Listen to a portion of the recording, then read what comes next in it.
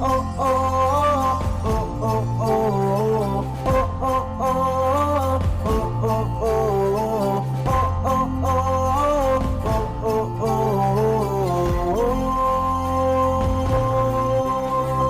kagawaran ng agrikultura, tulong sa ating pagsasaka, paghahalaman, paghahayupan at pangingisda.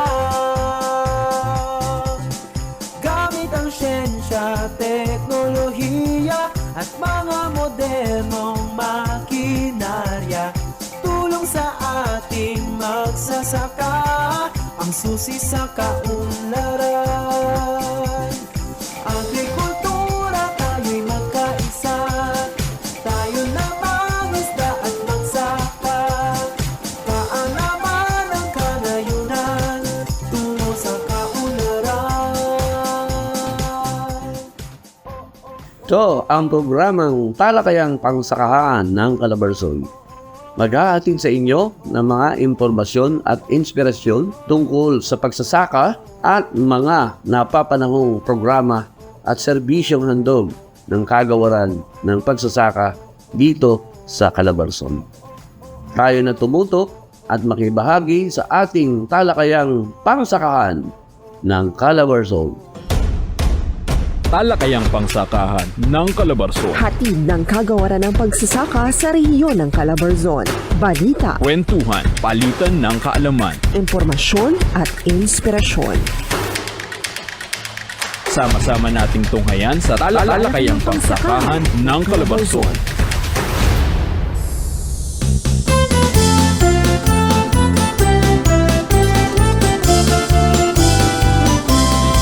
Magandang umaga, Calabarzon! Isang masaganang agrikultura at maunlad na ginuwiya po sa ating lahat. Ito po ang programang Talakayang Pangsakahan ng Calabarzon. Ang programa sa radyo kung saan bida ang ating mga magsasaka, mangingisda at pati na rin ang mga individual na gustong mapabilang sa napakahalagang sektor ng agrikultura. Ang programang bibigyan ng impormasyon patungkol sa mga programang ipinapatupad ng kagawaran ng pagsaka at ng inspirasyong hango sa ating mga magsasaka dito sa Calabarzon. Ako po ang inyong lingkod, JV Arguino. At ako naman po si Boster Chavez at mula po kami sa Department of Agriculture, Regional Agriculture and Fisheries Information Section ng Region 4A. Siyempre kayo bugs, itong ating programa ay napapakinggan sa tulong ng ating partner radio stations. Radyo natin Laguna 106.3 FM, Bondoc Peninsula 102.5 FM, in Bantaw 105.3 FM at Kiss FM 95.1. At hindi lang yung kay GV, napapanood po kami live sa aming official Facebook at YouTube channel, Department of Agriculture RFO4A. At kung gusto nyo pong balikan ang mga nakalipas naming episode, nandun po kami sa Spotify, Department of Agriculture RFO4A. Kuya Bogs, magandang umaga. Magandang umaga kay GV. Itong ating programa ay kumbaga ngayon may halot saya o lungkot sapagkat ito na ang ating huling episode para sa Season 7 ng TBNC. Tapit hapon na, ika nga. JV, kumusta ba naging experience mo dito sa itinakbo ng ating season? Yan, Kuya Bogs, talagang from June, ngayon ay November na. Napakahaba, napakadami nating nakakwentuhan at higit sa lahat, Kuya Bogs, na-appreciate ko marami tayong natutunan, hindi lamang dito sa ating mga kasamahan, sa ating ahensya, kundi na rin sa mga kwento at mga impormasyon namang talagang ikabubusog ng ating mga isipan. Yung experience mo ba, Kuya Bogs, kamusta? Ako talagang, sabi nga ay sobrang nag-uumapaw yung pagkaka-appreciate ko sa dami ng sumusuporta, sa dami ng nanonood, sa dami ng mga natutunan nating impormasyon galing sa butil ng impormasyon ng ating Agridandal. Kaya naman maraming salamat po sa lahat ng tumulong, sa lahat ng nakasama, kay Angelo Tasico, kay Jonas Palma, kay Sir Raden, kay Danny Cadanus. Yan, sa lahat po ng dito sa opisina natin kay JV. Siyempre, at si Betty Perez, na siyang ating social media manager, at ang ating mga kasama, si Sir Bry, at si Ma'am Chiverly Kagitla. Oo, sama na rin natin si Ate Aileen Miranda at saka ang ating piloto para puntahan natin. Kuya Raymond. Kuya Raymond David, yan. Yan, at siyempre sa lahat ng tumulong sa atin na mabuo ang bawat episode. Ngayon, Kuya Bogs, ay hindi natin papalampasin na makasama muli ang espesyal nating kasamahan dito sa Department of Agriculture RFO4A. At syempre, kung mapansin ng ating mga taga-subaybay at taga-pakinig noong unang episode, sino ba nakasama natin, Kuya Bogs? Siyempre siya ang ating Director Red Milo de los Reyes. Yan, at ngayong episode, ang ating final episode ay makasama natin nga ang ating Director de los Reyes at sa tulong po ni Red Milo ay mapapalam sa ating kumbaga ito ay wisdom na at nais natin na kumbaga maiparating sa ating mga stakeholders sa magsasaka yung kung ano ang kailangan nating qualities na magdadala sa atin para sa ating mas mataas na ani at mataas na kita. Yan, Kuya Box, mamaya yan sa ating programang DABS. Pero bago yan Kuya GB, dumako muna tayo sa mga balitang ating nakalap at tinutukan dito sa Balitang Sakahan. Mga kaganapan sa rehiyon, Mga programa Ayuda at suporta sa mga magsasaka. at iba pa sa Balitang Sakahan. Cluster Development Plan ng mga grupo na magsasaka sa Calabarzon sinuri at pinauunlad ng DA4A. Chiverly Kagiklam magbabalita. 25 grupo ng mga magsasaka sa Calabarzon ang ginabayan ng Department of Agriculture for Calabarzon o DA4A sa pagbalangkas ng kani-kanilang Cluster Development Plan o CDP sa pangunguna ng Farm and Fisheries Clustering and Consolidation o F2C2 program. Layunin ng F2C2 program na matipon ang mga magsasaka sa isang cluster na may magkakatulad na produkto at proseso sa produksyon upang pag-isahin ang kanilang mga hangarin at gawain para sa mas epektibong pagsasaka. Ang pangunahing kinakailangang tapusin ng isang cluster ay ang pagbuo ng CDP. Naglalaman ito ng 5 taong plano para sa pag-unlad ng cluster kung saan nakapaloob dito ang mga interbensyon, pagsasanay at iba pang suporta na nakatakdang ipagkaloob sa kanila. Kaugnay nito, noong 13 ng Nobyembre ay nagsimula na ang DA4A F2C2 program sa pagsasagawa ng deliberasyon ng mga CDP upang suriin ang mga detalye nito sa tulong ng pagbibigay ng ebalwasyon, komento at suhestyon ng Regional Program Management Office o RPMO ng Kagawaran. Ayon kay F2C2 Focal Person Joanna Santiago, kasalukuyan nang nangangalahati sa proseso tungo sa pag-aproba ng CDP ang mga cluster sa rehiyon. Kaya naman kinakailangan ng Kagawaran ang patuloy na aktibong pakikipag-ugnayan ng mga cluster, RPMOs at lokal na pamahalaan. Samantala, inaasahang magpapatuloy ang deliberasyon sa susunod na linggo kung saan ang mga magpapalay at magmamais naman ang sasailalim dito. Ito si Chika Gitla para sa Balitang Sakahan. Estado ng mga farm-to-market road projects sa Calabarzon tinalakay sa year-end assessment ng DA4A. Jonas Palma magbabalita.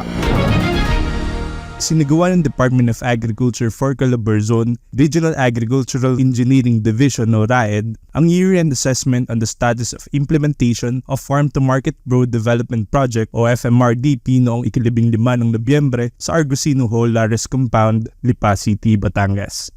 Sa bisa ng isang Memorandum of Agreement, katuwang ng DA ang Department of Public Works and Highways o DPWH sa pagpapatupad ng proyektong FMR kung saan ang DA ang ahensyang responsable para sa pagsusulong ng pag-unlad ng agrikultura sa pamamagitan ng pagbibigay at pagbalangkas ng mga patakaran, pampublikong pamumuhunan at mga serbisyo at suporta na kailangan para sa domestic at export-oriented business enterprises. Samantala, ang DPWH naman ang ahensya na nakatalaga para sa engineering at construction at responsable sa pagpaplano, pagdidisenyo, pagtatayo at pagsisiguro na ang mga infrastruktura at pasilidad ay mapanatili alinsunod sa mga itinakdang pamantayan.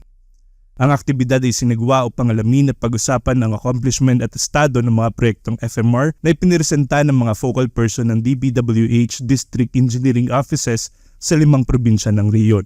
Ito rin ay upang suriin ang mga sinunod na gabay at pamantayan sa pagsiyasat at pagmonitor ng mga ito at palakasin at siguruhin ang paggamit ng Agricultural and Biosystems and Engineering Management Information System sa pagtiyak ng maayos na implementasyon ng mga proyekto.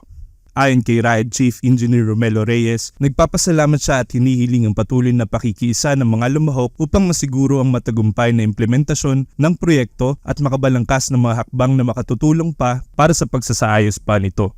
Ito si Jonas Palma para sa Balitang Sakahan. 7 agri-ventures ng mga kabataan mula sa Calabarzon hinirang bilang YFC National Nominees ng DA4A. Angelo Tasico magbabalita.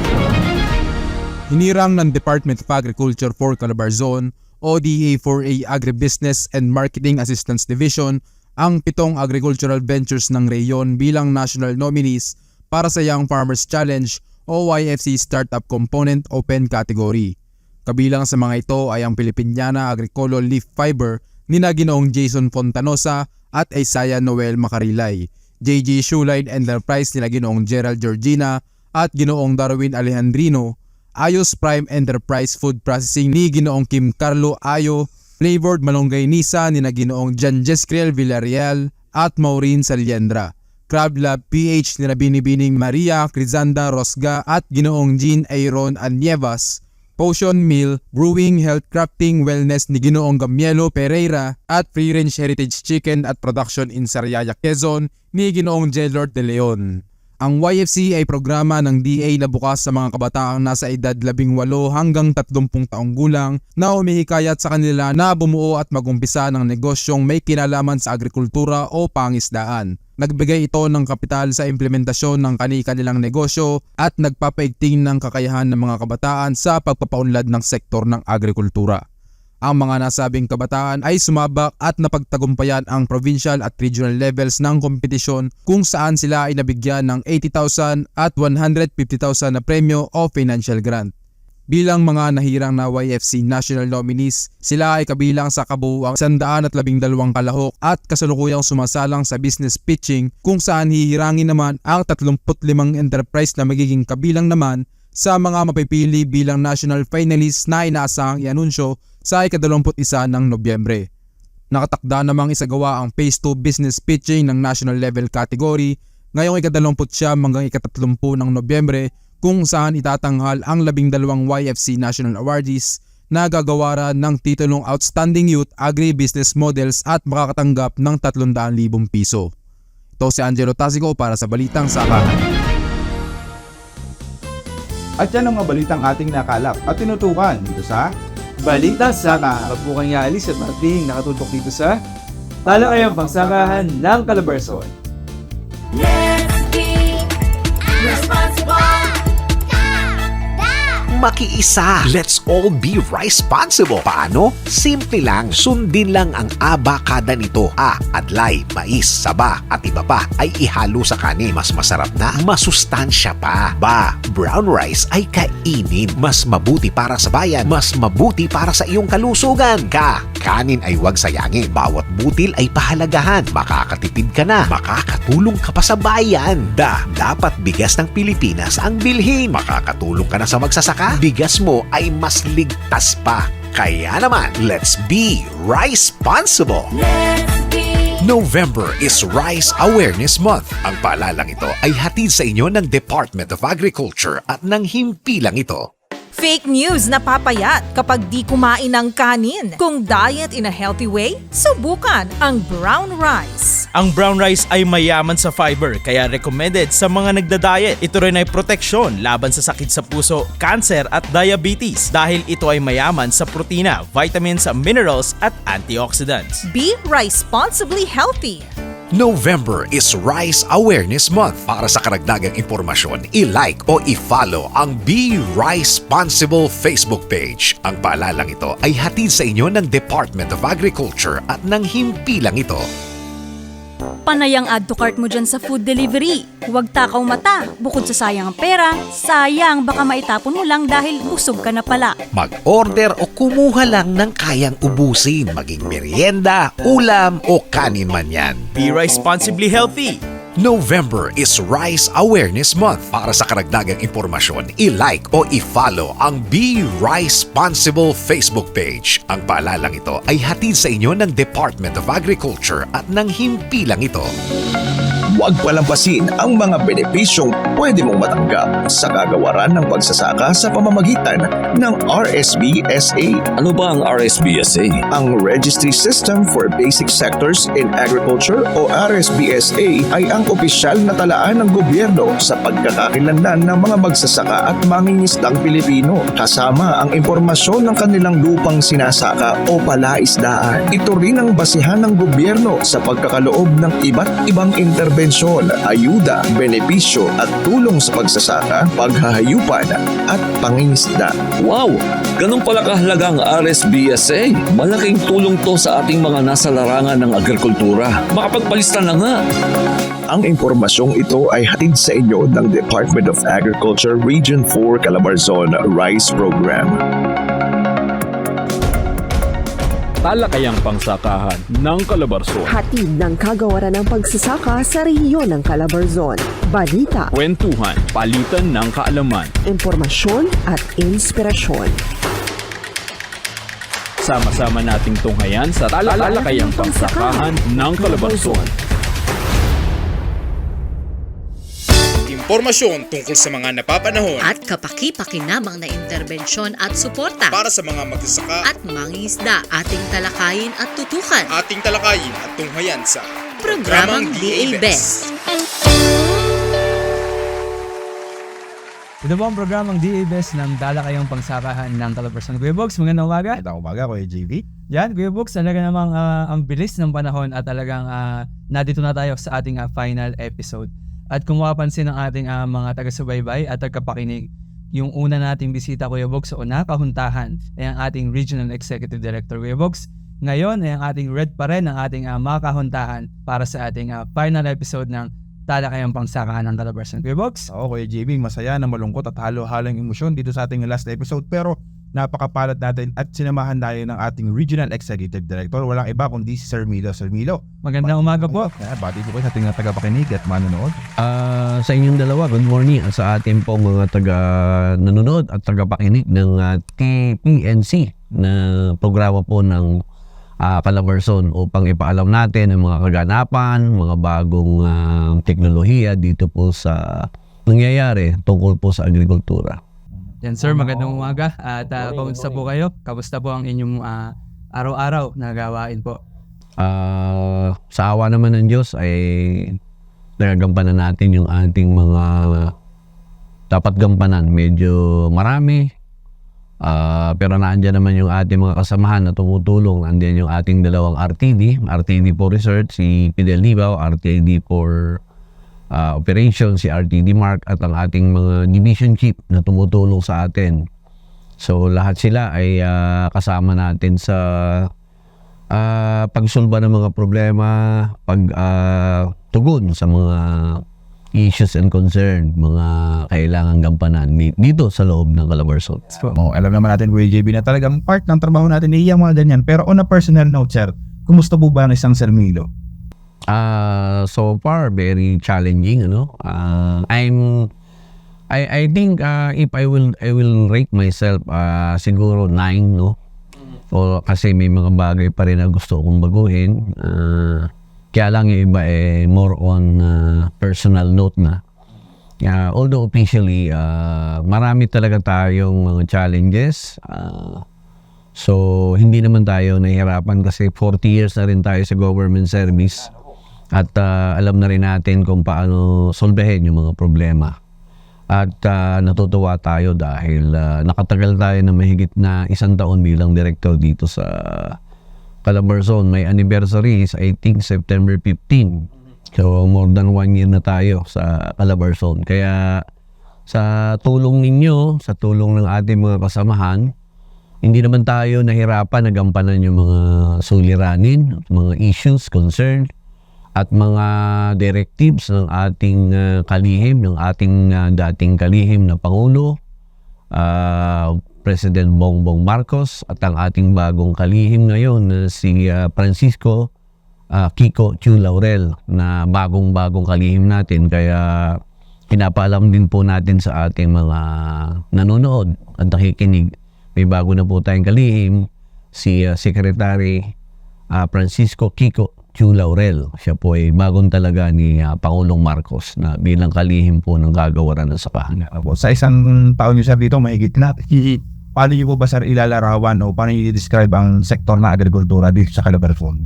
Well, we are, pagdating sa kanya-kanyang sektor, ang livestock, nung una nga, nung mga nakaraang taon, 2 taon, medyo nagka-problema tayo sa ASF. Pero nitong nung last year and this year, bumalik na uli sa production level natin ang pagbababuyan. Na sa manok naman at itlog ay patuloy na lumalago ang industriya. At patuloy din nating pinalalawak pa ang ating maisan, palayan, ang ating mga gulayan, yung ating mga organic products ay patuloy nating pinupromote. Yung ating cacao industry, patuloy nating pinapalawak. Yung ating coffee industry, patuloy din nating pinapalawak. At patuloy ang ating pakikipag-ugnayan. Nagpapasalamat po tayo sa ating mga butihing gobernador, mga mayors ng 5 lalawigan dito po sa Calabarzon. Pati na po yung mga minamahal nating mga congressman, nakatulong din po natin, katuwang natin sa pagsusulong po ng development pagdating po sa agrikultura dito sa Calabarzon. Kaya marami po salamat sa inyo. Asahan po ninyo na patuloy po tayong gaganap sa tungkulin po na iniatas po sa atin ng ating pong kalihim at ang ating pong pamahalaan. Talagang ganun dito yung sa trabaho natin na po, sir. Laging hindi siya hindi siya smooth sailing, laging may challenges. Lagi nandyan yung talagang susubukan ka na parang ayoko na. Kasi mahirap. At ang mahalaga dito ay sabi nga ni sir, hindi lang tayo dito sa loob ng DA4A. Nandyan yung ating mga katuwang sa paligid para sa ating stakeholders. Sabi nga, bumabounce back na tayo. Galing dun sa pagkakalugmong natin yan, ASF, meron tayong avian influenza, sunod-sunod, po. Pero kayo ba, sir, dito sa stay nyo dito, sabi nyo nga, sir, 40 years, meron po bang moment kayo na naisip nyo na, ayoko na? Meron po bang ganun, sir, o talaga firm ang paniniwala na nyo na, sige, dito ako itutuloy? Well, actually, hindi ko alam nung una na ako ay magtatagal sa gawaran, lalo na nung una kasi contractor lang ako nung una. So, siyempre pag contractor ka, gusto mong makahanap ng greener pasture. Pero yun na nga, sa tagal-tagal din ng panahon, nag-enjoy naman ako sa trabaho, marami tayong natutunan, marami tayong nakilala, maraming tumutulong sa atin. Although sabihin na natin na we cannot please everybody. So, pagka kasi ang ipiplease mo lang ay ang tao, ang ipiplease mo ang sarili mo, magkakaproblema ka. Dapat ang i-please natin ay ang Diyos. Kasi pag pinlease natin ang Diyos, walang mali. Tsak na nasa tamang direksyon tayo. So anyway, yung tanong mo na may moments ba na gusto ko na mag-resign? Well, sa panahon ngayon, wala. At never ako nagsabi na gusto ko nang mag-retire. Nag-resign. Pero siguro, kung may makikita ko na talagang pagkakataon na may bagong darating na makakatulong, na nakikita ko na hindi ko na kayang gampanan, that's the moment siguro na I have to, sabi nga ng mga baseball player, I have to hang my gloves. So, at this point in time, medyo malakas pa naman tayo. Hindi natin kasi hawak ang bukas. Lagi ko lang sinasabi, salamat sa Diyos at tayo binigyan ng kalakasan. Itong buhay natin, hiram lang naman natin sa Kanya yan. So, wag natin expect na malakas ka ngayon, bukas malakas ka. Hindi. Dapat ay paghandaan natin sa buong araw na meron tayong ginagawa. So, ang lagi ko lang iniisip, ano bang nagawa ko sa araw na to? Kasi wag mo nang isipin yung gagawin mo bukas. Ang isipin mo lang, ano bang gagawin ko sa araw na ito? Ano bang magagawa ko ngayon? Kasi pag inisip mo yung 10 years from now, 15 years from now, 5 years from now, ang isipin mo lang, ano bang magagawa ko ngayon? Kasi pag ako minsan wala akong nagawa nung unang pasok ko sa ahensya, siguro meron akong 1 taon na parang siguro kasi nga greenhorn ba tayo noon? Parang nakokonsensya ako na sumusweldo ako ng week, monthly, parang wala yata akong naitutulong sa gobyerno. So dapat gano'n ang isipin po natin. Ano bang naitulong natin sa gobyerno? Ano bang naitulong natin sa mga magsasaka? Kaya nga minsan ay yun din, kailangan nating ipagpatuloy na magsama-sama tayo, maging intact tayo sa kagawaran. At ipagpatuloy natin kaya tayo pumasok sa ganitong public service ay hindi dahil sa pera. pumasok tayo sa public service dahil bibihira ang tao na binigyan ng pagkakataon na mag-service sa publiko. Tayo yun. Kaya dapat huwag tayo maghanap ng kung ano-ano. Ang importante lang kung masaya ka sa public service, ituloy natin. Pero kung hindi ka naman masaya sa public service, then you must go out. At this point, masaya ako. Siguro kung hindi na ako masaya din, I have to go out. Yun na talagang laging mantra natin sa buhay, no? Kailangan masaya. Ayun ang bottom line lang. Yun ang kumbaga nag-describe dapat at nagiging motivation natin. At siguro yung mga mensahe din ni Sir Milo, nag-apply din sa ating mga stakeholders. Kumbaga, do your best sa ating larangan. Oo, tsaka sa atin, tagal-tagal ko na rin nagtatrabaho, galing ako ng private. Kumbaga dito ko nakita yung, sabi ko lagi sa inyo na kahit umakit ka ng bundok, kahit anong hirap, kahit ang layo ng nilalakad, pero masaya. Yes. Yun lagi ang natin, pero masaya. Yun ang bottom line. Kaya sa inyo, sir, sa tingin nyo, yung saya ba ng farmer na dinat na natin ngayon, kumbaga, mas mapapasaya pa ba natin sa pamamagitan ng mga programs po natin? At ano po ba, sir, yung mga programs pa natin na tingin natin na kaya pa natin i-offer? Well, siguro on a personal note, ang mga tao kasi kanya-kanyang level ng kasayahan, sabi ko nga, merong bata na 75 lang ang grado, masaya na siya. Ako na tayo na. Yung iba, 99 na ang grado, malungkot pa rin siya. Disappointed pa rin po. Pero ang importante dito ay yung ating target, yung ating goal, i-measure natin kung nagawa ba natin yung ating goal, yung ating target. Kung na-meet natin yung goal, then dapat doon tayo masaya. Pero ang goal naman natin nga increase yung kita at ani ng mga magsasaka. Habang hindi natin i-increase yung ani at kita ng ating mga magsasaka, magbababoy, magmamanok, o anumang larangan sa agrikultura, yun ang measurement yung naitaas ba natin ang antas ng kita.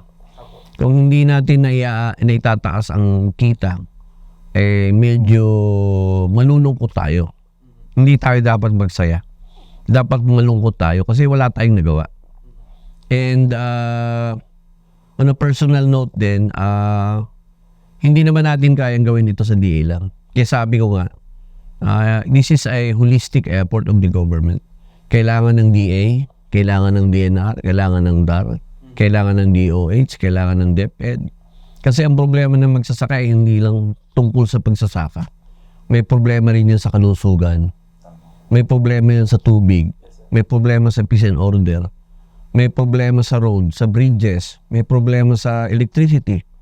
So, ang BA ay isa lang portion sa mga suliranin ng mga magsasaka. So, dapat ang focus ng gobyerno sa isang grupo ay hindi lang BA. Sabi nga there should be a holistic approach in uplifting the quality of life of every Filipino. So, sir, yung parang yung po ang talagang goal natin. How to uplift the lives or the life of a single Filipino. Andyan na pumapasok yung convergence po, sir. Yes. Sa bawat ahensya ng gobyerno. So given na, sir, na alam natin yung ating direction po ay mapataas yung ani at kita ng ating mga magsasaka. Alam natin, sir, isa sa hindi natin kontrolado yung pabago-bagong panahon. Pero kung kayo po ang tatanungin, sir, ano po kaya ang ilan sa pamamaraan na pwede nating magawa upang mapaglabanan itong pagsubok na ito? Well, unang-una muna ay ihanda natin ang sarili natin sa Department of Agriculture. Dapat capable tayo na mag-lecture. Baka mamaya hindi tayo capable. No? Maaaring doon sa taas capable. Pero the number 2, coordination with the LGUs. And then kailangan din natin silipin kung ano yung capability ng mga extension workers. Kasi baka okay sila, ready sila, pero baka kulang sa capability, kailangan sa training. Then saka pa lang tayo haharap sa farmer, sa ating mga magsasaka. And then wag natin pilitin na magsasaka. Tanungin muna natin ano bang needs nila, ano bang problema nila. Baka naman masaya sila na bahay kubo lang ang bahay nila, bakit mo babaguhin ang buhay nila? Mm-hmm. So importante nang muna dito, ano ba yung pangangailangan ng bawat isang magsasaka? At bawat magsasaka ay may kanya-kanyang pangangailangan. Hindi pare-pareho ang pangangailangan nila. Baka ang pangangailangan nila hindi naman DA, baka DOX, baka DSWD. So, baka siya ay gusto na niyang ang yield niya ay 7 tons or maybe 5 tons pero heirloom rice variety pa lang tinatanim niya, mas malaki pa lang kita niya doon. So, kailangan nating magkaroon ng social preparation at yung gagawa ng social preparation ng DA with the LGU ay marunong makipag-ugnayan sa ating mga magsasaka. Kailangan prepared din po. Prepared kasi bawat technician, bawat agriculture na bababa sa field ay dapat alam ang kultura ng mga kahasalamuhan natin. Kasi may tinatawag na ang pinaka-importante ay hindi yung pakikisama, importante pakikipagkapwa-tao. So, kailangan marunong tayo makipagkapwa-tao para oo, kailangan makipagkapwa-tao. Kasi yung pakikisama is that, yan lang yan surface value. Ang talagang core value is pakikipagkapwa-tao natin sa bawat Pilipino. Whether farmer, fisherman, or livestock raiser. So, kailangan nating ihanda ang ating kagawaran, kailangan ihanda ang ating pakikipag-ugnayan sa mga local government. Kasi may programa tayo sa PAPES, yung Provincial Agri-Fisheries Extension System. Ipapaloob yun and nabanggit na nga rin ni Governor Mandanas at yung iba pa mga governor na sila po ay nakakasa doon sa PAPES. So, huwag natin kalilimutan yung ating pakikipag-ugnayan sa baba. Dahil kung gagawa tayo diretso sa field, hindi tayo dadaan sa LGU. Doon tayo po hindi doon tayo magkakaroon ng problema. Apo. Kanina nga pinag-uusapan natin off-cam yung character development. Siguro sir, ito yung magandang oras para i-discuss din natin. Kasi para sa inyo sir, ano ba yung gano'n ba kahalaga itong character development? Sa atin, sa farmer? Well, ang example nito yung Hapon, no? Japanese. Napakaganda ng karakter, no? Sa atin kasi Filipino karakter is dapat magkaroon ng, sabi nga natin, bagong Pilipinas, no? Siguro sa motto ng bagong Pilipinas, i-rebuild natin ang karakter. Sino ba talaga ako? Sino ba talaga tayo? So, hindi importante kung mayaman ka o mahirap. Ang importante, may karakter ka ba? Sabi ko nga, yung isang bata ay maaring ang grado niya 99, pero hindi siya proud sa sarili niya. Malungkot pa siya. No? Yung isang bata, 75 lang nakuha niya, but he is very happy, he is very proud. And magalang siya. So, importante yung kortesiya, yung mga good moral and right conduct na itinuturo sa atin. Naalala ko nga yung teacher ko noong una na may higpit, parang nagagalit ako noong una. Pero kung matanda na ako, tama pala yung mga teacher ko. Na kaya pala sila masusungit noon, stricto dahil they want to build my character. Kaya kung ano po ako ngayon ay dahil po sa mga teacher ko, sa nanay ko, sa tatay ko, na build nila yung aking character. So, importante sa lahat ay yung character. Kasi kahit na mayaman ka kung wala kang character, you will be remembered as a different way. Versus yung hindi ka naman mayaman, hindi ka naman mahirap, pero pag namatay ka, haba-haba nung nakikipaglibing sa'yo dahil alam nila na mabuti kang tao, na may character ka. Yun nga, dun matatandaan po yung character pagka nalimutan niya yung pangalan. Kasi i-describe mo halimbawa, sino nga ba yung director natin dati? Oo, yung nagpo-post ng kanta. Si Servido. Batik na yun. At yun nga, sabi ko hindi naman tayo habang buhay nandito. May papalit at may papalit na mas mga bata sa atin, kumbaga mas fresh. Kaya po ba sir, ano po ba yung take nyo dito sa pagdating ng ang kabataan na ipasok natin dito sa sektor ng agrikultura? Well, may kami dyan, may mga lecture kami about leadership, no? Sabi nga, to be a leader is to be a servant, and a leader should be visionary, and leader should know how to train the next batch of leaders. Itong mga kabataan natin ngayon, they will be the leaders in the future. So, kailangan nating ihanda ang kanilang karakter. I-mold ang kanilang karakter.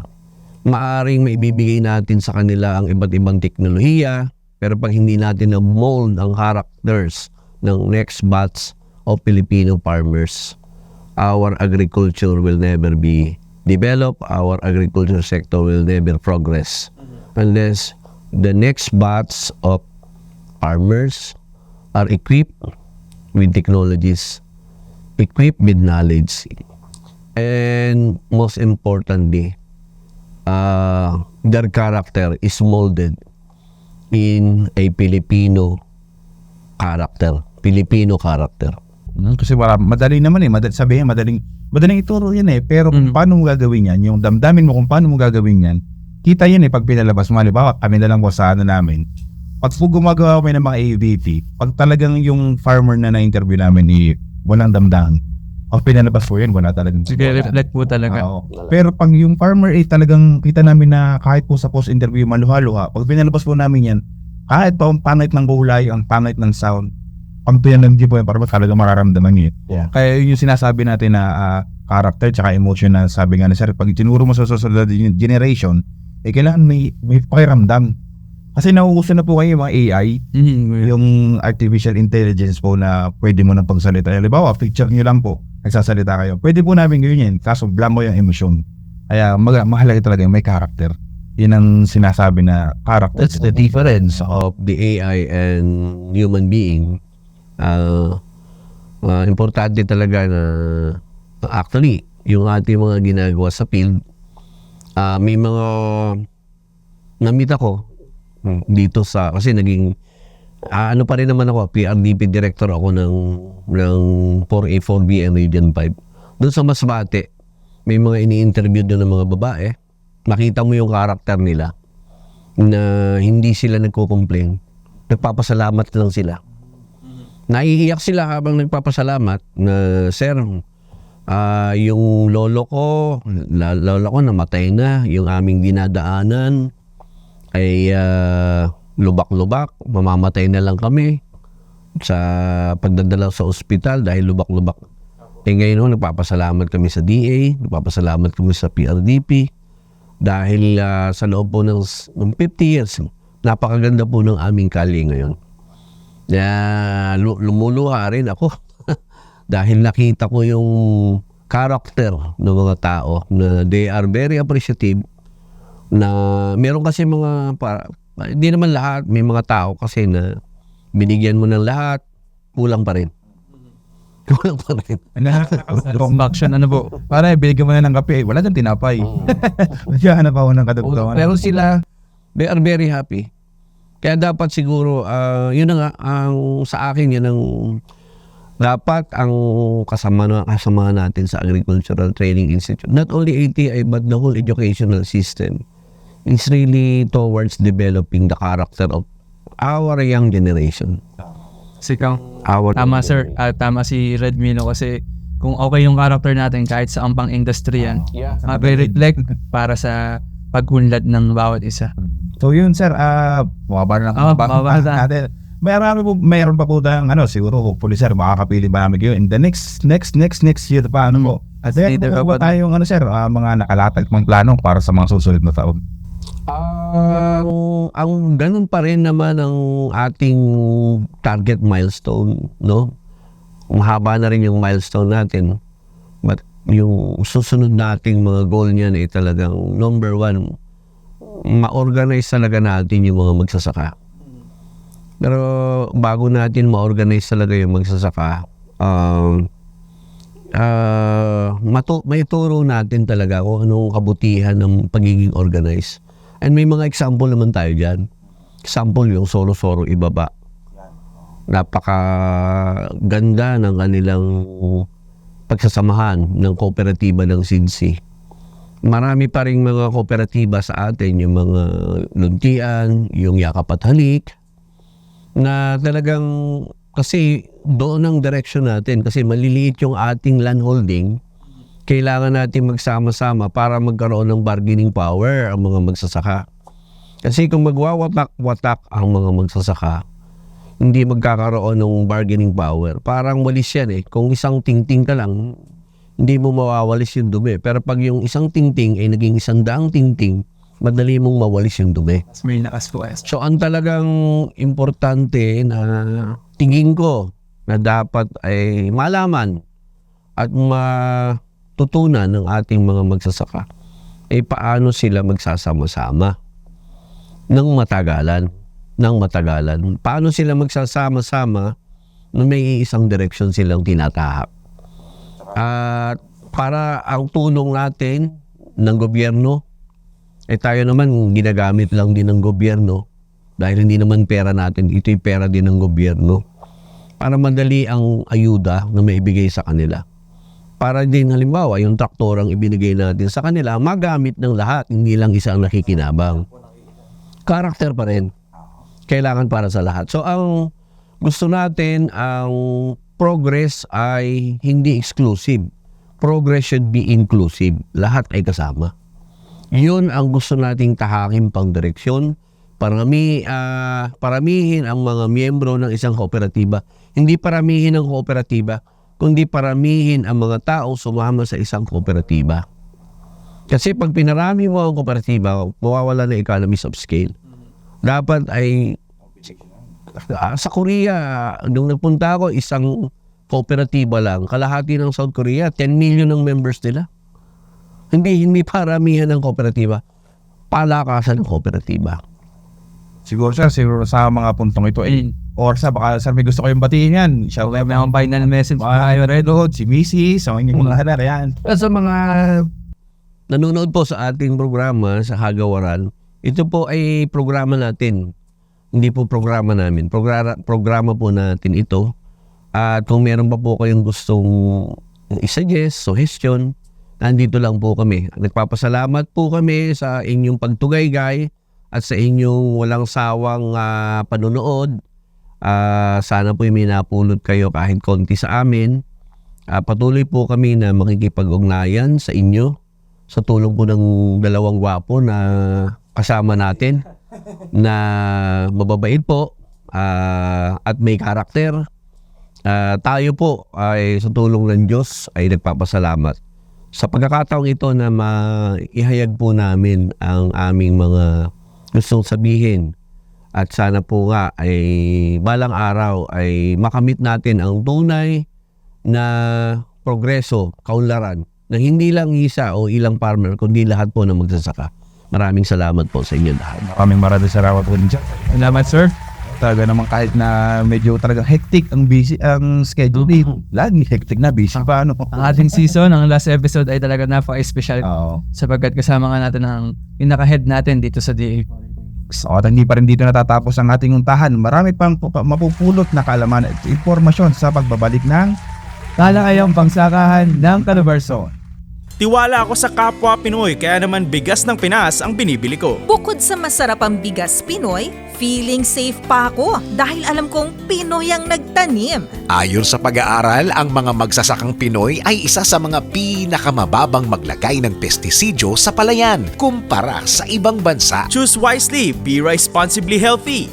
November is Rice Awareness Month. Para sa karagdagang impormasyon, i-like o i-follow ang Be Responsible Facebook page. Ang paalalang ito ay hatid sa inyo ng Department of Agriculture at ng himpilang ito. Ang sustansya'y kailangan ng palay sa paglapi. Ngunit paano makakamit? Pinakamataas na ari. Kung presyo ng patabay mataas sa merkado. Problema sa abono? Abonong Swak Combo ang sagot sa problema mo. Gagabayan namin kayo sa uri, dami at panahon ng pataba na ilalagay nyo. Gaganda na ang ani nyo, maaari pang makatipid ng hanggang 4,000 piso. Subukan ang abonong Swak. Swak sa budget, swak sa palay. Para sa karagdagang impormasyon, mag-text o tumawag sa PhilRice Text Center 0917-111-7423. Kabalikat ng bawat grupo ng magsasaka at mangingisda ang kagawaran ng pagsasaka. Kaya naman, prioridad ng ahensya na mapaunlad ang produksyon at kita ng mga farmers, cooperatives, and associations o FCAs. Sa pamamagitan ng Farm and Fisheries Clustering and Consolidation o F2C2 program, isinasaayos ang produksyon at value chain systems ng bawat grupo sa pamamagitan ng pagsasama-sama at pagsasaayos ng mga aktibidad sa sakahan at pagbibigay ng kapasidad sa paglulunsad ng mga proyekto ng Department of Agriculture. Layunin din ng programa na makapagbigay ng access sa iba't ibang institusyon na makakapagbigay ng puhunan at mga modernong kagamitan na magagamit ng bawat miyembro sa produksyon, pag-aani at pagbebenta ng mga produce. Para sa inyong mga katanungan, makipag-ugnayan sa Department of Agriculture Region 4, Calabarzon. Ang impormasyong ito ay hatid ng DA4A F2C2 program. Let's be responsible. Makiisa. Let's all be responsible. Paano? Simple lang. Sundin lang ang aba kada nito. Adlay, mais, saba at iba pa ay ihalo sa kanin. Mas masarap na, masustansya pa. Brown rice ay kainin. Mas mabuti para sa bayan. Mas mabuti para sa iyong kalusugan. Kanin ay huwag sayangin. Bawat butil ay pahalagahan. Makakatipid ka na. Makakatulong ka pa sa bayan. Dapat bigas ng Pilipinas ang bilhin. Makakatulong ka na sa magsasaka. Bigas mo ay mas ligtas pa. Kaya naman, let's be responsible. November is Rice Awareness Month. Ang paalalang ito ay hatid sa inyo ng Department of Agriculture at ng himpilang ito. Fake news na papayat kapag di kumain ng kanin. Kung diet in a healthy way, subukan ang brown rice. Ang brown rice ay mayaman sa fiber kaya recommended sa mga nagda-diet. Ito rin ay proteksyon laban sa sakit sa puso, cancer at diabetes dahil ito ay mayaman sa protina, vitamins, minerals at antioxidants. Be responsibly healthy. November is Rice Awareness Month. Para sa karagdagang impormasyon, i-like o i-follow ang Be Responsible Facebook page. Ang paalalang ito ay hatid sa inyo ng Department of Agriculture at ng himpilang ito. Talakayang pangsakahan ng Calabarzon. Hatid ng kagawaran ng pagsasaka sa rehiyon ng Calabarzon. Balita, Kwentuhan, palitan ng kaalaman. impormasyon at inspirasyon. Sama-sama nating tunghayan sa talakayang pangsakahan ng Calabarzon.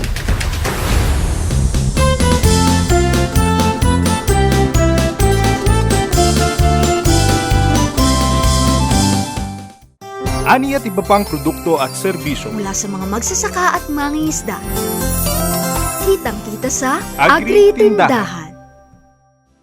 Kuya GB, nalalapit na naman ang panahon ng Paskuhan. Baka naman meron dyang idea na pwede mong ipangregalo na medyo kakaiba. Meron yan, malapit na malapit lang yun dito sa atin na Salipa City, Batangas. Yan, Kuya Bogs, tangkilikan ang mga tsokolate ng Calabarzon, tikman ang bonbons ng Silang Cacao Growers Association. Yan, Kuya Bogs, ang Silang Cacao Growers Association na isa sa mga samahan ng mga magkakakaw na sinusuportahan ng DA4A.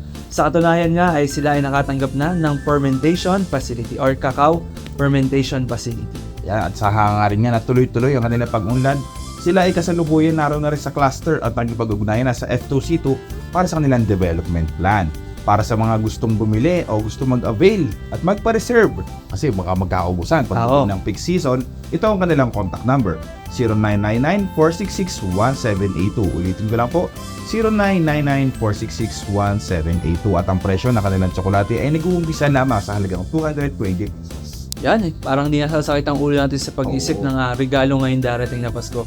Yan na nga, Kuya Bogs, ang bonbons chocolates ng Silang Cacao Growers Association. Kaya naman, mga suki, bili na!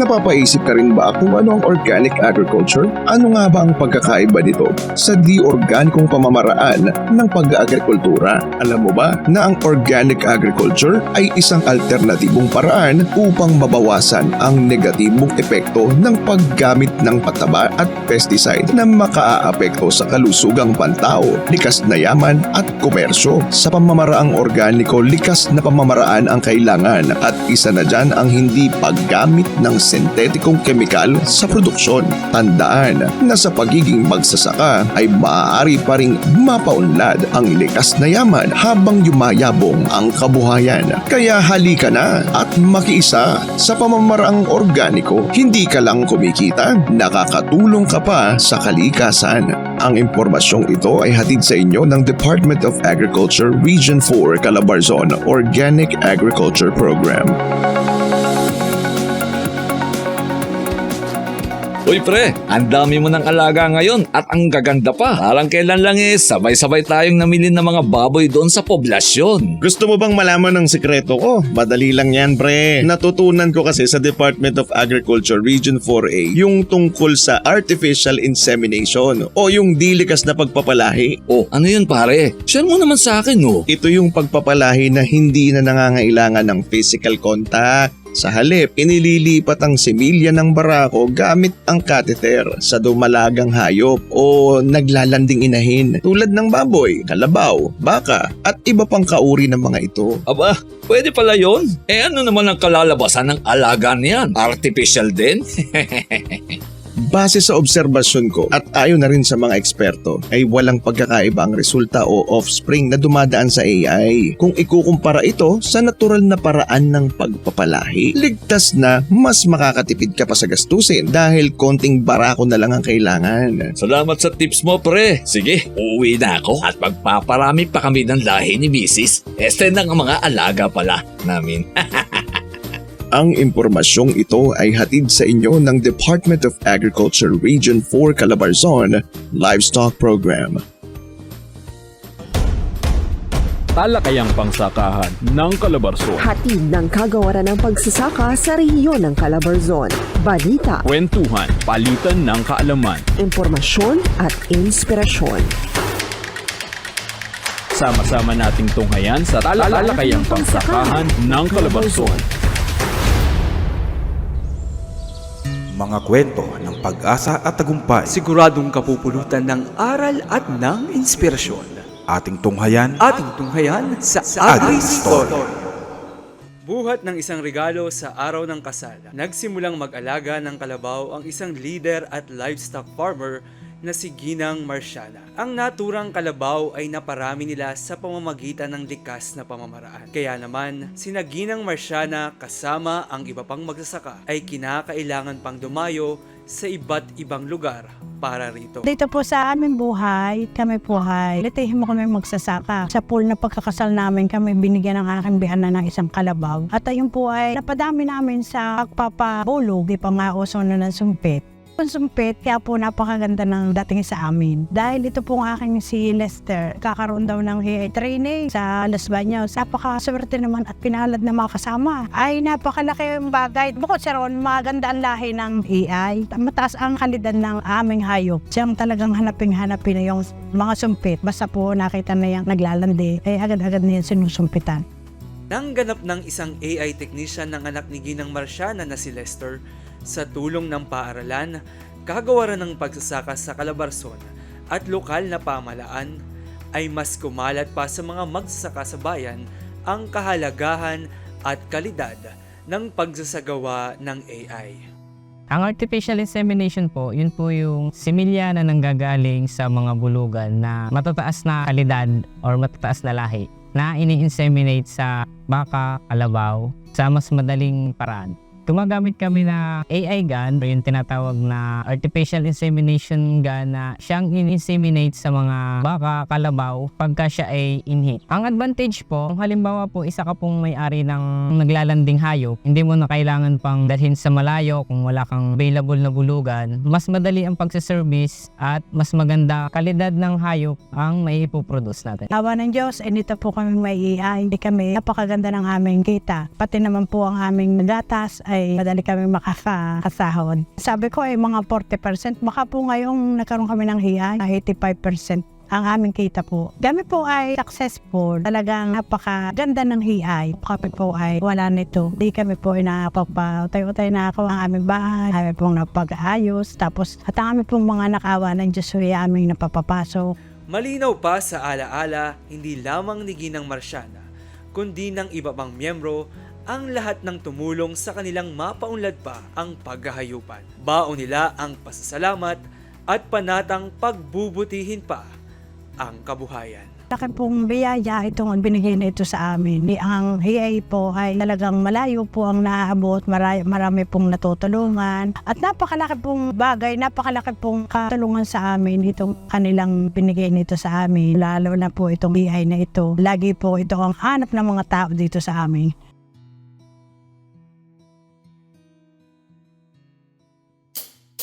Ang sustansya'y kailangan ng palay sa paglaki. Ngunit paano makakabit pinakamataas na ali kung presyo ng pataba'y mataas sa merkado? Problema sa abono? Abonong Swak Combo ang sagot sa problema mo. Gagabayan namin kayo sa uri, dami at panahon ng pataba na ilalagay nyo. Gaganda na ang ani nyo, maaari pang makatipid ng hanggang 4,000 piso. Subukan ang abonong swak. Swak sa budget, swak sa palay. Para sa karagdagang impormasyon, mag-text o tumawag sa PhilRise Tech Center 0917-111-7423. Let's be responsible. Makiisa. Let's all be responsible. Paano? Simple lang. Sundin lang ang abakada nito. Adlay, mais, saba at iba pa ay ihalo sa kanin. Mas masarap na, masustansya pa. Brown rice ay kainin. Mas mabuti para sa bayan. Mas mabuti para sa iyong kalusugan. Kanin ay huwag sayangin. Bawat butil ay pahalagahan. Makakatipid ka na. Makakatulong ka pa sa bayan. Dapat bigas ng Pilipinas ang bilhin. Makakatulong ka na sa magsasaka. Bigas mo ay mas ligtas pa. Kaya naman, let's be responsible. Let's be November is Rice Awareness Month. Ang paalalang ito ay hatid sa inyo ng Department of Agriculture at ng himpilang ito. Talakayang pangsakahan ng Calabarzon. Hatid ng kagawaran ng pagsasaka sa rehiyon ng Calabarzon. Balita, Kwentuhan, palitan ng kaalaman. impormasyon at inspirasyon. Sama-sama nating tunghayan sa talakayang pangsakahan ng Calabarzon. Bawat tanong, tutugunan sa Util ng impormasyon. What's up mga ka-agri? Alam nyo ba na pwede tayong mag-alaga ng baboy nang walang nagre-reklamo sa amoy nito? Ito ay ang Odorless Pig Pen o babuyang walang amoy. Ito ay isang pamamaraan kung saan gumagamit ng rice hull o ipa, wallowing pond o liguan at tamang ventilasyon ng kulungan at natural na pagkain sa pag-aalaga ng baboy. Ilan sa mga tips ng pagtatayo ng babuyang walang amoy ay ang pagtatayo nito sa lugar na naaarawan. Sa ganitong pamamaraan, makakasagap ng bitamina ang mga alagang baboy at natural na madidisinfect ang mga baboy. Maganda rin na huwag sementohan ang magiging higaan ng mga baboy. Sa halip ay lagyan ito ng 1 metrong rice hull o ipa. Ito ang sisipsip sa di ka nais-nais na amoy na dumi ng baboy. Maglaan rin ng tamang ventilasyon sa mga gagawing pader o bubong ng kulungan. Iwasan ring mabasa ang mga rice hull para hindi ito mabuo. Bukod sa pagkawala ng pangangamoy at daling linisin ito, mas makakatipid din ang mga magbababoy dahil mura lamang ang mga materyales na kailangang gamitin dito. Ay, simoy na naman ng Kapaskuhan, wala pa ring bayanan. Para sa karagdagang impormasyon ukol sa Odorless Pig Pen, magmensahe sa aming official Facebook page, Department of Agriculture, RFO 4A. Muli, ako si Agri Dani para sa butil ng impormasyon. Maraming salamat sa iyo, aming Agri-Daldal, Agri Dani. At yan na nga Kuya Bog, sa mubo sa huling episode ng TPNC Season 7 ng Talakayang Pangsakahan ng Calabarzon. Nawa po ay marami kayo natutunan at naging makabuluhan ang ating season na pinagsamahan. At syempre maraming salamat po sa inyong pagsubaybay sa ating mga partner radio stations. Radyo natin Laguna 106.3 FM, 102.5 FM Bondok Peninsula, 105.3 FM Infanta at Kiss FM 95.1. Yan, sa mga nagdaan nating episode, Kuya Books, from episode 1 to 24, ay maaari nyo pong balikan sa ating Facebook at YouTube channel at syempre sa ating Spotify, Department of Agriculture, RFO 4A. At yun nga Kuya JB, dahil na magtatapos na itong ating season, ay sana maalala nyo kami at dahil ito ang nasabihan Kuya JB, maalala o makikilala mo ako pag nalimutan mo ang pangalan mo. Yan. At syempre, sabi nga natin, malungkot at masaya man ang ating nararamdaman. Ako muli si JB Ingat. Sa ngalan nga po ng ating nakasama, si Regional Executive Director Bill Los Reyes. at sa buong nga po ng Regional Agriculture and Fisheries Information Section, kami po ay taos-puso nagpapasalamat sa inyo pong pagsubaybay. Kaya naman Kuya Bog, sa mga susunod pang season, lagi tumutok sa Talakayang Pangsakahan ng Calabarzon. Dagdag na kaalamang kapaki-pakinabang ating aabangan. Sa susunod na edisyon ng Talakayang Pangsakahan ng Calabarzon. Tumutok na muli sa ganito pa ring araw at oras. Sumainyo ang programang Talakayang Pangsakahan ng Calabarzon. Ako po ang inyong lingkod, Milo de los Reyes, na nag-aanyayang laging sumubaybay sa ating programa at sama-sama at tulong-tulong nating kamtin ang mas masaganang agrikultura at maunlad na ekonomiya. Maraming salamat po at hanggang sa muli. Magsasaka at mangingisda, kabalikat ng inang bayan.